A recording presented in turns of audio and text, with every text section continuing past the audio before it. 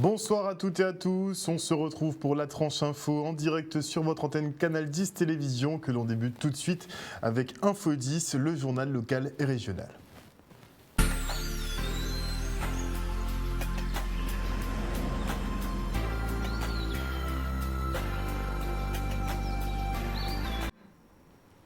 Nous sommes le mardi 3 mars 2020 et voici les titres de cette Info 10.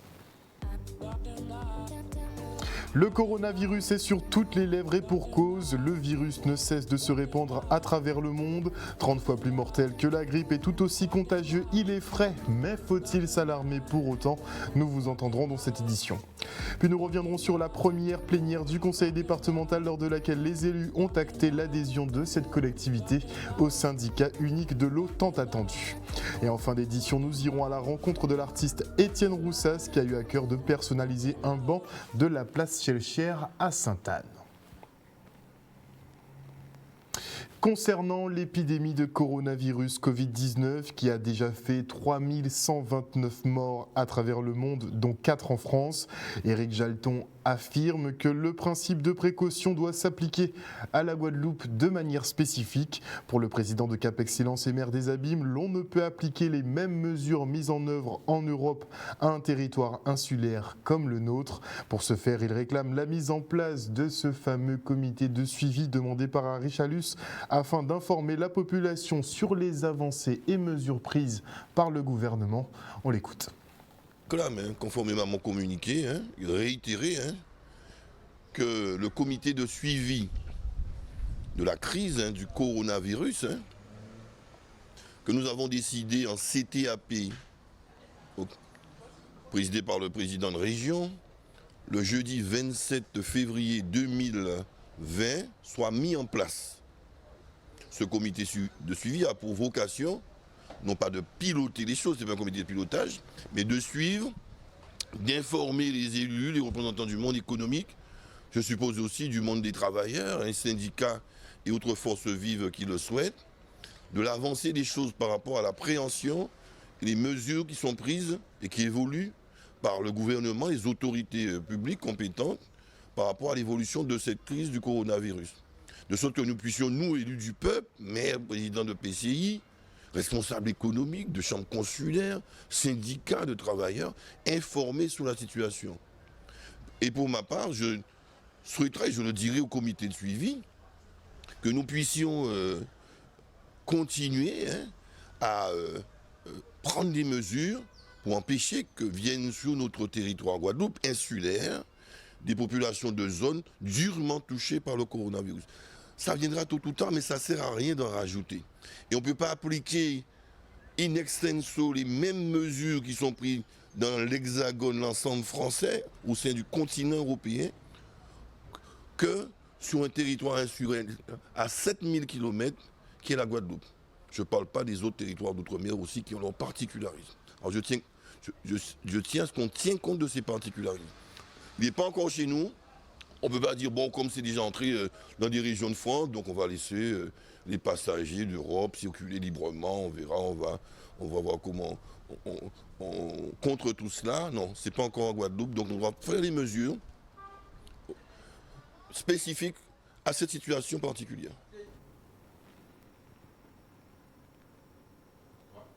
30 fois plus mortel que la grippe, mais tout aussi contagieux, le coronavirus Covid-19 effraie. Et dans les faits, nous ne savons pas grand-chose sur cette pathologie, si ce n'est comment éviter sa transmission. Normal donc de s'inquiéter, mais faut-il s'alarmer à ce stade de l'épidémie? Les réponses dans ce micro-trottoir de Kylian Romain et Michel Depape.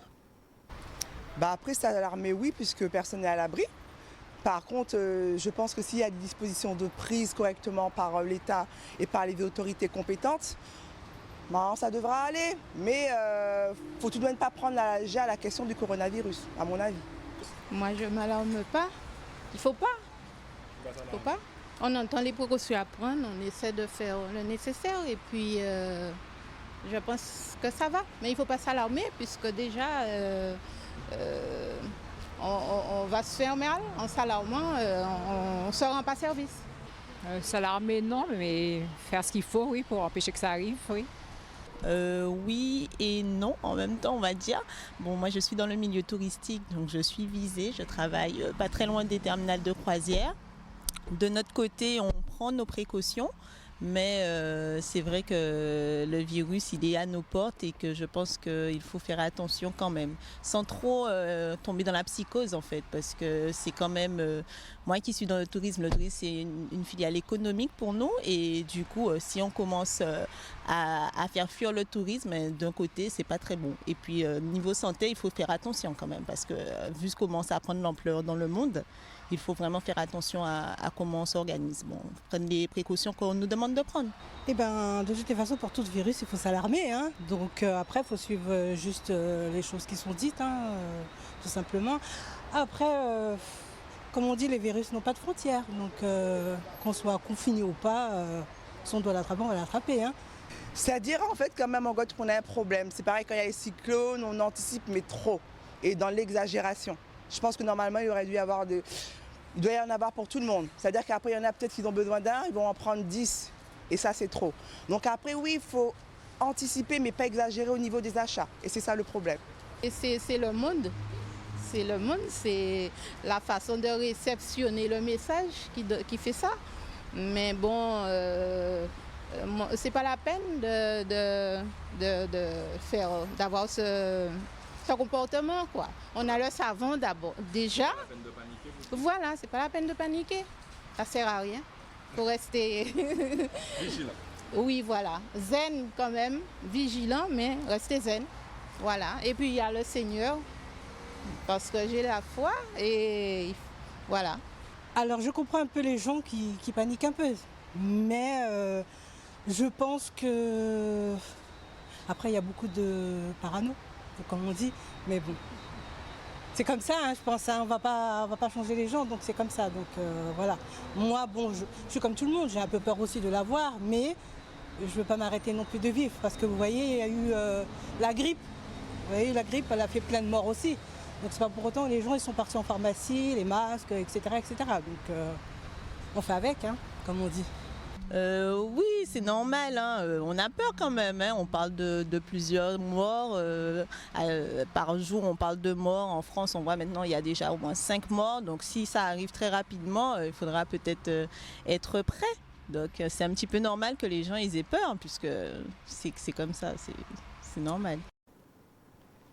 Et en France, nous ne sommes pas à 5, mais à 4 décès directement liés à cette épidémie de coronavirus. Et en ayant recours à l'article 49.3 de la Constitution, le gouvernement Édouard Philippe met un terme au débat parlementaire pour passer sa réforme des retraites en force. Un délit de démocratie pour le syndicat FSU qui se met en ordre de bataille. Et même si le rectorat a annoncé l'annulation de la suppression de 30 postes sur 56 dans le second degré et 16 dans le premier degré d'enseignement, eh bien, le syndicat estime que les mesures ne sont pas suffisantes. Reste le passage de toute l'académie en zone d'éducation prioritaire afin d'obtenir les moyens adéquats pour les enfants. À l'heure où l'on parle, ils sont rassemblés devant la sous-préfecture à Pointe-à-Pitre. Regardez. Nous sommes tout simplement un peu surpris. Aujourd'hui, tous les indicateurs témoignent que l'ensemble des établissements aujourd'hui en Guadeloupe présentent des niveaux sociaux très bas au niveau donc, des élèves qui sont accueillis dans les établissements. Tout laisse à penser que si nous avions l'ensemble de ces établissements dans d'autres départements, ils seraient déjà placés en éducation prioritaire. Je crains malheureusement qu'il y a encore des peurs par rapport justement à la mise en place de l'éducation prioritaire. Certains pensent qu'on stigmatise les élèves. Et aujourd'hui, ce n'est pas du tout le cas. La FSU est toujours mobilisée sur le projet de retraite dite universelle. Nous exigeons toujours son retrait et vous voyez bien qu'aujourd'hui, le gouvernement n'a pas répondu favorablement. Pire, il y a un déni de démocratie, il y a un passage en force de ce gouvernement. Au moment où justement il était question de discuter de la valeur du point et de la problématique de l'âge pivot, ce gouvernement dégaine le 49.3 Nous ne pouvons pas accepter de voir que ce gouvernement fasse fi de l'ensemble de la volonté du peuple et plus particulièrement des fonctionnaires. Et donc ce soir, nous appelons les collègues à manifester devant la préfecture à 17h30 de Basse-Terre, à manifester devant la sous-préfecture de Pointe-à-Pitre également à 17h30, tout simplement pour signifier à l'ensemble des responsables locaux que nous sommes encore mobilisés, que nous voulons absolument voir ce projet de retraite retiré. Et il est hors de question pour nous que demain, nous soyons les parents pauvres justement de la fonction publique. Nous souhaitons voir nos niveaux de pension maintenus et nous souhaitons surtout faire de telle façon que la situation des femmes, la situation des fonctionnaires ayant des carrières hachées soit réellement prise en compte. Vu son caractère illicite, vu le fait qu'il n'y ait aucune garantie en termes de financement, il y a de fortes chances qu'il soit retoqué. Donc oui, même si c'est symbolique, il faut que nous soyons devant la sous-préfecture et la préfecture de Basse-Terre pour démontrer à ce gouvernement que, contrairement à ce qu'il pense, il ne nous a pas fait peur avec son 49.3, que nous sommes toujours aussi déterminés et que nous allons nous battre et pour nos retraites, et pour nos conditions de travail, et pour les moyens que l'on doit attribuer à l'Académie. Et après le conseil régional, c'est au tour du département d'adhérer à la future autorité de gestion de l'eau et de l'assainissement. Une délibération prise ce matin lors de la première séance plénière de l'année. Les élus ont également adopté les statuts de ce syndicat mixte ouvert, voté la modification des effectifs budgétaires et les garanties d'emprunt. On débriefe avec Josette Borel-Lincertin, présidente du conseil départemental. C'est un beau jour pour conclure, je dirais, un long périple, quelques difficultés, mais aujourd'hui, parler vraiment et adhérer à ce syndicat mixte ouvert, c'était pour moi, je dirais, la possibilité de dire aux Guadeloupéens que nous sommes capables de ne pas être d'accord à certains moments, mais de trouver les voies et moyens pour qu'enfin on parle Guadeloupe. Parler vraiment d'un service unique de distribution, de production, de distribution de l'eau et surtout, je crois que jusqu'à présent nous ne parlons que on a parlé que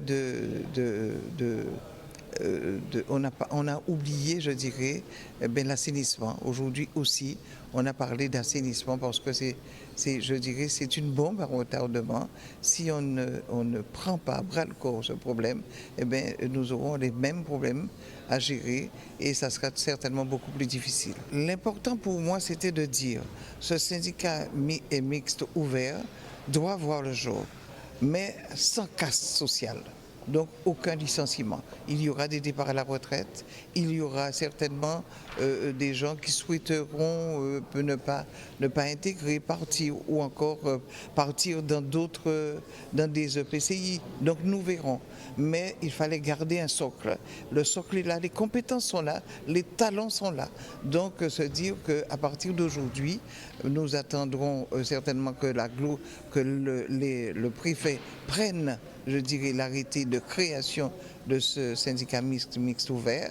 Nous attendrons aussi donc les 6 mois pour dire nous sommes opérationnels, donner donc la possibilité de distribuer une eau de qualité, je l'espère.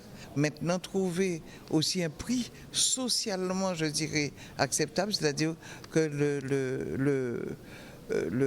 celui qui est sous RSA puisse payer son eau, parce qu'il faut obligatoirement retrouver de la vertu aussi, dire que l'eau doit payer l'eau. Les impayés, je crois que là aussi, il faut obligatoire. La dette bancaire, le syndicat mixte ouvert, puisque c'est lié à des actifs, donc saura gérer cette dette bancaire. Maintenant, la dette, les dettes, parce qu'il y a aussi les dettes, il faut obligatoirement maintenant que chaque EPCI puisse, en fonction, je crois que maintenant c'est, je dirais, comment entre nous, à l'intérieur, puisque nous allons gérer ceci, mais il est prévu que les EPCI reprennent les dettes, et puis nous avons des dettes entre EPCI aussi, mais à ce moment-là, je crois que là aussi, c'est une négociation qui permettra de gérer tout cela. Et puis, il faut obligatoirement donner, nous avons prévu 20 millions pour le démarrage, 5 millions régions, 5 millions conseil départemental et le reste réparti pour les EPCI. Voilà 10 ans maintenant que l'association Zia Mangrovla œuvre à la protection et la valorisation de ce type d'espace naturel. Un bel âge que les adhérents ont décidé de célébrer sur le site de Taonaba aux Abîmes. Le reste en images. 10 ans, c'est une belle initiative. Ah oui, parce que ça fait 10 ans que nous sommes en train de travailler pour la préservation des zones humides littorales. On forme les gens, on veut apprendre aux gens que ces zones-là sont importantes dans le milieu et pour les populations. Donc c'est pourquoi nous ne voulons pas laisser tomber, nous voulons que tout le monde comprenne cela. Et nous avons essayé de transmettre aux enfants, transmettre aux adultes, aux jeunes, aux adultes, à tout le monde. Aux enfants, quand on va dans les établissements scolaires, on fait des ateliers avec eux, on les amène par bateau voir la mangrove sur la mer, en kayak voir la mangrove sur la mer, et à pied, on fait des randonnées pédestres avec eux. J'ai été très heureux et très honoré d'être choisi comme parrain. C'est une forme de reconnaissance, mais également un accompagnement, comme je l'ai toujours fait vis-à-vis de mes étudiants. La mangrove, c'est un écosystème particulier. On ne peut pas y aller comme ça parce que c'est marécageux. Donc il y a des endroits où on ne peut pas rentrer. Donc si bien lorsqu'on va avec les enfants, on ne prend pas de risque. On va donc là, on peut y aller à pied, on peut marcher sans risque. Voilà. Et par le bateau, bon, vous savez, celui qui a le bateau, il sait, il a son assurance, il a son gilet, il a tout. Donc le but pour nous, c'est de montrer aux enfants comment faire pour s'approprier cette zone humide à mangrove que personne n'aimait avant et qu'on utilisait comme dépotoir, comme remblai pour faire n'importe quoi, pour leur faire comprendre que c'est devenu très très important pour nous. Nous avons un pays magnifique qu'il faut savoir mettre en valeur et le littoral guadeloupéen est mis en valeur, est célébré par l'association Zia Mangrovla. Afin d'embellir la place Schellcher, la ville de Sainte-Anne fait appel au service de divers artistes et street artistes. Et cette fois-ci, c'est Étienne Roussas qui était à l'œuvre. Et de passage en Guadeloupe, il a eu à cœur de personnaliser un des bancs de cet espace public. Le reportage de Dylan Bégard. Alors un artiste, c'est un projet qui est parti de l'idée qu'il fallait redynamiser cette place. L'idée, c'est également de partir de l'art, d'œuvrer à la démocratisation de l'art et de la sensibilisation à l'art au public et en particulier au jeune public. Alors moi je trouve ça très bien, surtout que c'est quand même une place assez importante à Sainte-Anne. Je sais que souvent il y a des joueurs de gros cas qui viennent ici, etc. Et les gens nous disent souvent que il manque, les bancs sont pas forcément très propres, etc. Et donc je trouve que c'est une belle initiative d'inviter des artistes pour qu'ils puissent s'exprimer. Et on espère que ça pourra participer à la réactivation aussi de l'animation sur cette place.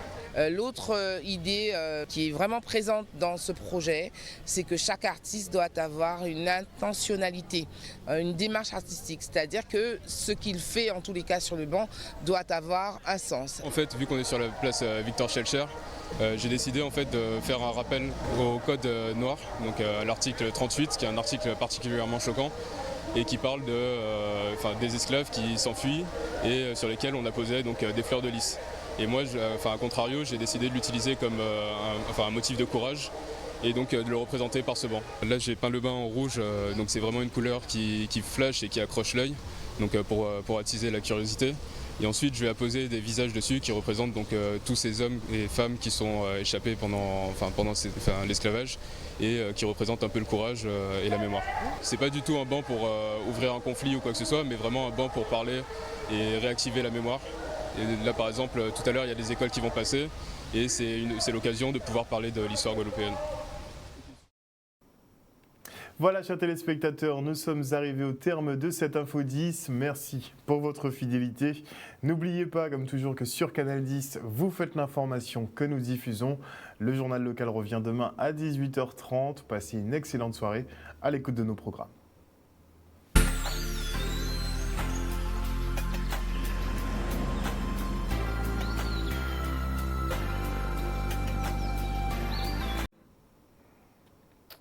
Et à venir sur Canal 10, c'est bien la suite du programme. Je dis bonsoir à tous les internautes et je vous fais des bisous virtuels puisque ça devient compliqué effectivement de s'embrasser dans la vraie vie. C'est vraiment une dinguerie ce coronavirus comme on dit. Et un petit point justement avant la coupure publicitaire, eh bien on note que la situation ne s'améliore pas en France. On enregistre maintenant 212 cas avérés, dont 4 morts. Seulement 12 personnes sont déjà guéries de ce coronavirus, donc il en reste au bas mot 190 à soigner. La situation dégénère complètement en Italie, c'est à noter. Ils enregistrent déjà 2502 cas et 79 morts. C'est sans compter un nouveau foyer qui vient tout juste d'émerger à San Marino, où il y a déjà 10 cas confirmés et un décès. Donc on enregistre globalement 80 décès en Italie. C'est un peu plus qu'en Iran, qui est l'un des autres foyers principaux de ce coronavirus. L'Iran qui pour l'instant enregistre 77 décès pour 2336 cas. Et les États-Unis, effectivement, qui perdent aussi un petit peu la maîtrise, vu qu'on enregistre quand même déjà 6 décès et plus d'une centaine de cas, forcément, à travers tout le pays. En tout cas, suivez l'actualité concernant ce coronavirus. On évite de psychoter, bien évidemment, et on se retrouve après la coupure pub.